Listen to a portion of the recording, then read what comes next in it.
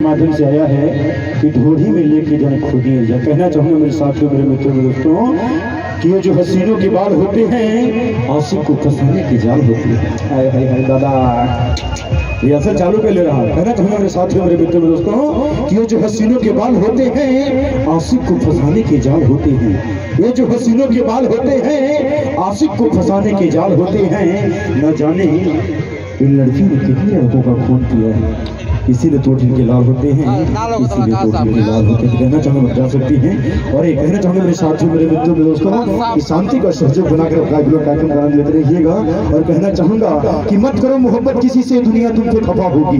मत करो मोहब्बत किसी से, ये दुनिया तुम पे खफा होगी। ना जी पाओगे ना मर पाओगे, ऐसी तुम्हारी सजा होगी। मत करो मोहब्बत किसी से, ये दुनिया तुम पे खफा होगी। ना जी पाओगे ना मर पाओगे, ऐसी तुम्हारी सजा होगी।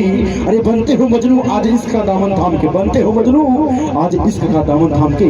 कल रोगे पगले जब लैला बेवफा होगी, कल रोगे पगले जब लैला बेवफा होगी। तो ये मैं सोनम जी को बात देना चाहूंगा चित्रहार की दुनिया में, बाहर दुनिया में खामोश जरा को मंजर को लेकर और गाने को प्ले करिए। Sound operator Shiv Shakti sound पढ़ना, डीजे डीजे डीजे गाने को प्ले करिए। साउंड ऑपरेटर आइए।